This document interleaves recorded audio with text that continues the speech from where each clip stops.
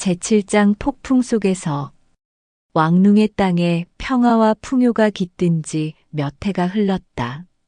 기근과 가난 속에서 살아남은 그는 열심히 일한 덕에 다시 밭을 가꿀 수 있었고 오란과 아이들도 안정된 생활을 누리게 되었다. 하지만 자연은 다시 한번 그들에게 가혹한 시험을 내리려 하고 있었다. 불길한 조짐. 어느 날 왕릉은 아침부터 불안한 마음을 감출 수 없었다.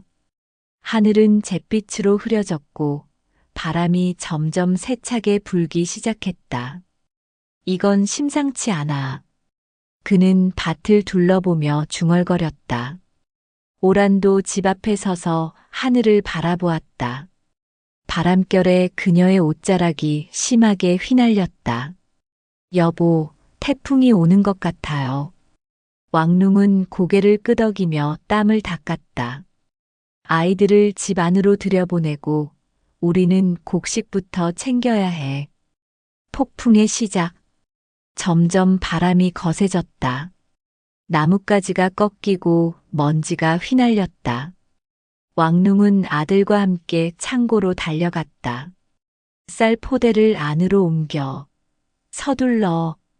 그는 쌓여있던 곡식을 움켜쥐었다. 하지만 바람은 점점 더 강해졌고 지붕이 흔들리기 시작했다. 쾅! 큰 나뭇가지가 날아와 헛간 문을 부쉈다. 왕릉은 깜짝 놀라 몸을 움츠렸다. 어서 집 안으로 들어가야 해. 그는 아이들의 손을 잡고 뛰었다. 오란이 문을 열고 기다리고 있었다. 괜찮아요? 왕릉은 숨을 헐떡이며 말했다. 모든 걸 지킬 순 없었어. 하지만 가족만은 안전해야 해. 무너지는 집. 폭풍은 더욱 거세졌다. 지붕의 일부가 날아갔고 집이 흔들렸다. 이러다 무너지는 거 아니야? 오란이 걱정스럽게 물었다. 왕릉은 아이들을 품에 안고 말했다. 우리가 함께 있으면 괜찮아. 그 순간 커다란 굉음과 함께 마당 한쪽의 벽이 무너졌다. 흙먼지가 가득 피어오르며 비바람이 들이닥쳤다. 왕릉은 온몸으로 가족을 감싸 안았다. 폭풍이 지나간 후 밤새도록 이어진 폭풍이 차츰 잦아들었다. 새벽이 되자 비바람은 멎고 하늘이 다시 맑아졌다. 왕릉은 조심스럽게 문을 열고 밖으로 나왔다. 그의 밭은 엉망이 되어 있었다. 벼는 쓰러졌고 창고는 반쯤 무너졌다. 그는 주저앉아 땅을 손으로 움켜쥐었다. 또다시 처음부터 시작해야 하나. 오란이 다가와 조용히 말했다. 우리가 함께라면 다시 일어설 수 있어요. 왕릉은 그녀를 바라보았다. 그녀의 얼굴에는 슬픔도 있었지만 여전히 희망이 빛나고 있었다. 그는 천천히 고개를 끄덕였다. 그래, 우리가 함께라면. 그들은 무너진 집을 다시 세우기 위해 손을 맞잡았다. 폭풍 속에서도 희망은 꺼지지 않았다. 제8장 오란의 죽음. 왕릉과 오란은 수많은 어려움을 함께 헤쳐왔다. 굶주림과 가난, 기근과 폭풍 속에서도 서로를 의지하며 살아왔다. 그러나 세월이 흐르면서 오란의 몸은 점점 약해져 갔다. 그녀의 얼굴에는 깊은 주름이 생겼고 손마디는 거칠게 갈라졌다. 하지만 그녀는 한 번도 불평하지 않았다. 병든 오란. 왕릉은 밭일을 마치고 집으로 돌아왔다. 그러나 오란은 여느 때와 다르게 부엌에 없었다. 그녀는 늘 왕릉을 위해 따뜻한 밥을 준비했지만 오늘은 보이지 않았다. 오란, 어디 있어? 그는 안채로 들어갔다. 오란은 방 안에 누워 있었다. 그녀의 얼굴은 창백했고 숨소리는 가늘고 약했다. 여보, 무슨 일이야? 오라는 힘겹게 눈을 떴다. 그냥 조금 쉬고 싶었어요. 왕룽은 그녀의 이마를 만졌다. 손끝에서 느껴지는 열기가 뜨거웠다. 몸이 이렇게 뜨거운데 왜 말을 안 했어? 그는 다급히 약을 구하려고 했지만 오라는 손을 들어 그를 막았다. 괜찮아요. 이제는 별 소용 없어요. 그녀는 힘겹게 미소를 지으며 말했다. 마지막 부탁. 오란의 병세는 날이 갈수록 깊어졌다. 왕룽은 그녀를 위해 모든 것을 해주고 싶었지만 그녀는 점점 말수가 줄어들고 기력이 쇠해져 갔다. 어느 날 그녀는 조용히 왕룽을 불렀다. 여보, 내게 한 가지 부탁이 있어요. 왕룽은 그녀의 손을 꼭 잡았다. 무슨 말이든 해. 다 들어줄게. 오라는 천천히 말했다. 내가 죽거든. 내 머리카락을 빗겨주고 깨끗한 옷을 입혀주세요. 그리고 내가 늘 사랑했던 땅 가까이에 묻어주세요. 왕룽은 눈물을 삼키며 고개를 끄덕였다. 그렇게 할게. 그러니 그런 말은 하지 마. 넌 나를 두고 가지 않을 거야. 그러나 오라는 부드럽게 웃으며 말했다. 우린 언제나 함께였어요. 이제 당신은 조금 더 혼자 걸어가야겠지만, 그래도 난 항상 당신 곁에 있을 거예요. 이별의 순간, 그날 밤, 오란의 숨은 점점 더 가빠졌다. 왕룽은 그녀의 손을 꼭 잡고 있었다.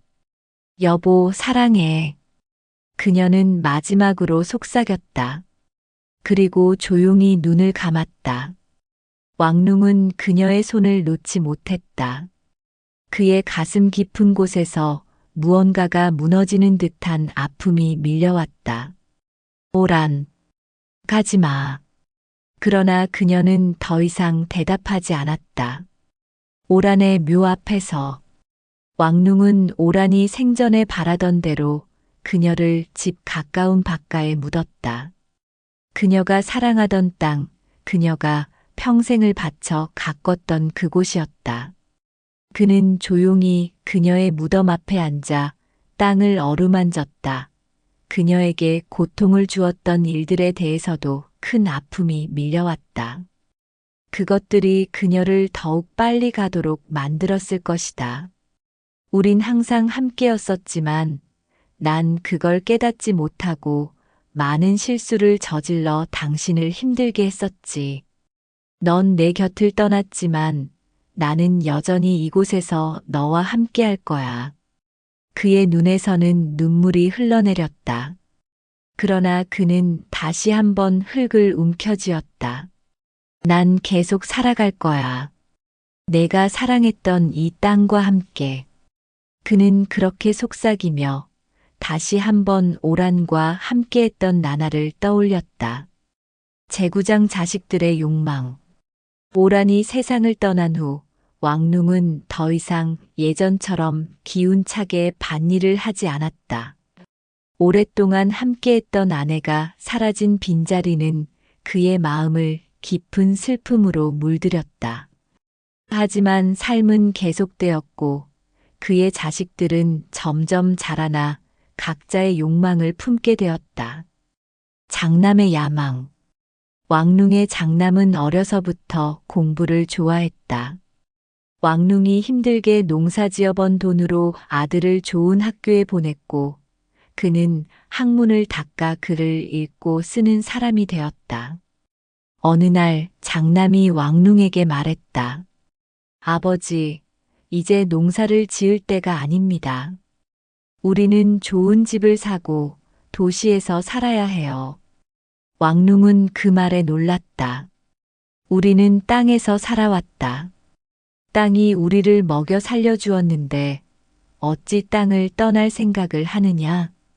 그러나 장남은 단호했다.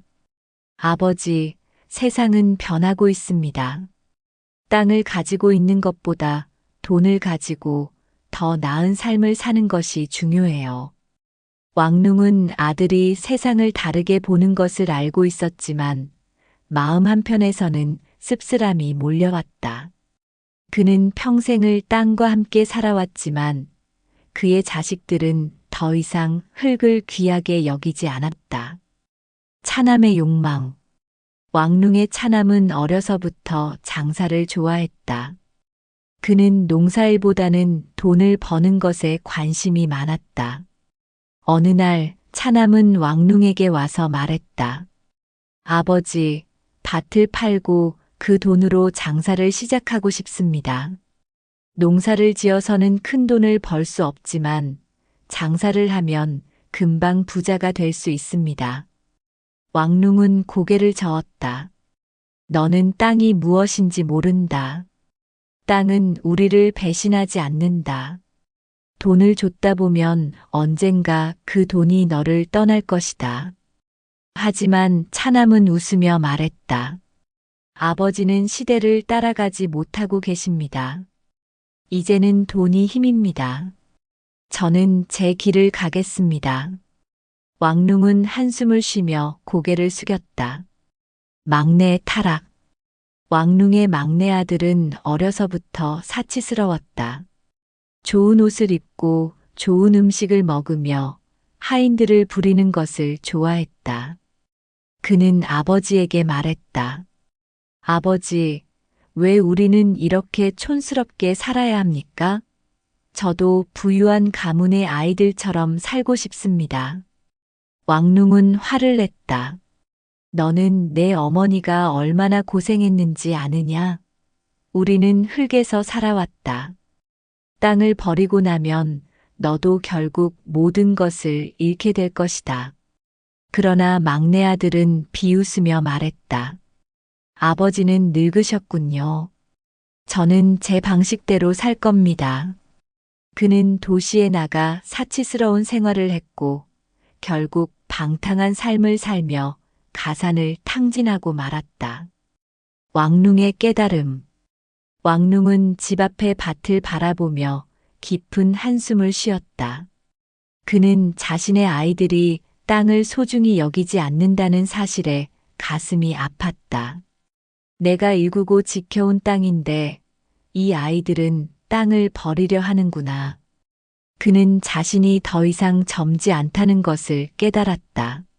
언젠가는 이 땅도 자신의 손을 떠날 것이고 아이들은 각자의 길을 가게 될 것이다. 그러나 그는 속삭였다. 그래도 이 땅은 남아있을 것이다. 내가 떠나더라도 이 땅은 변하지 않을 것이다. 왕눈은 다시 흙을 움켜쥐었다. 자식들이 무엇을 원하든 그의 삶은 결국 이 흙과 함께하는 것이었다. 제10장 대지의 미래. 왕눈은 어느덧 노인이 되었다. 그는 넓은 논밭을 바라보며 자신의 인생이 모두 이 땅과 함께했다는 것을 깨달았다. 그가 젊었을 때는 한 줌의 흙조차 소중했고 오란과 함께 이곳에서 삶을 일구었다. 하지만 그의 자식들은 더 이상 흙을 중요하게 여기지 않았다. 자식들의 선택. 왕눈의 장남은 이제 유식한 관리가 되어 도시에서 살고 있었다. 그는 땅을 버리고 새로운 문명을 받아들였다. 차남은 장사꾼이 되어 돈을 벌고 있었고 막내 아들은 결국 방탕한 생활을 하며 재산을 탕진했다. 어느 날 장남과 차남이 아버지를 찾아왔다. 아버지, 이제 이 땅을 팔 때가 되었습니다. 저희가 관리하기에는 너무 넓습니다. 왕눈은 놀라며 두 아들을 바라보았다. 뭐라고? 이 땅을 판다고? 장남이 설득했다. 아버지, 지금 땅값이 비쌉니다. 이 땅을 팔면 저희는 더 좋은 곳에서 살 수 있습니다. 차남도 덧붙였다. 아버지, 이제 농사는 옛날 방식입니다. 우리는 시대에 맞춰 살아야 합니다. 왕눈은 두 손을 떨었다. 그는 자신이 평생을 바쳐 일군 땅을 팔겠다는 아들들의 말을 이해할 수 없었다. 너희는 이 땅이 무엇인지 모른다. 이 땅은 우리 가족을 지켜주었고 우리가 살아가는 이유였다. 그런데 너희는 그것을 팔겠다고 하느냐? 그러나 아들들은 대답하지 않았다. 왕룽의 결단. 왕룽은 논밭 사이를 걸었다. 그의 손에는 흙이 묻었고 그의 마음에는 지난 세월의 기억이 가득했다. 그는 이 땅 위에서 태어나 이 땅 위에서 가족을 이루었으며 결국 이 땅 위에서 생을 마칠 것이었다. 그는 자신의 손주들을 바라보았다. 그들은 아직 어려 농사의 가치를 이해하지 못했지만 언젠가 이 흙의 소중함을 알게 될지도 몰랐다. 왕룽은 다시 한번 아들들을 불러 말했다. 너희가 아무리 땅을 팔고 싶어도 이 땅을 버릴 수는 없다. 내가 살아있는 동안 이 땅은 내 것이다. 장남과 차남은 한숨을 쉬며 더 이상 강하게 말하지 않았다. 왕룽의 고집을 꺾을 수 없음을 알았기 때문이었다. 대지의 운명. 왕룽은 자신의 마지막이 멀지 않았다는 것을 알고 있었다. 그러나 그는 확신했다. 이 땅은 언제나 남아있을 것이다. 내가 떠나도 이 땅은 변하지 않는다. 그는 손주들의 손을 잡으며 말했다. 언젠가 너희가 자라면 이 땅의 가치를 알게 될 것이다. 흙은 우리를 배신하지 않는다. 땅을 지키는 자가 곧 강한 자다. 그날 저녁 왕룽은 자신의 집 앞에 앉아 넓게 펼쳐진 대지를 바라보았다. 붉은 노을이 논밭을 물들이고 저 멀리서 바람이 불어왔다. 왕룽은 조용히 눈을 감았다. 그가 떠난 후 그의 자식들이 이 땅을 어떻게 할지는 알 수 없었다. 하지만 그는 믿었다. 이 대지는 영원할 것이며 언젠가는 다시 그 가치를 아는 자들이 돌아올 것이라고.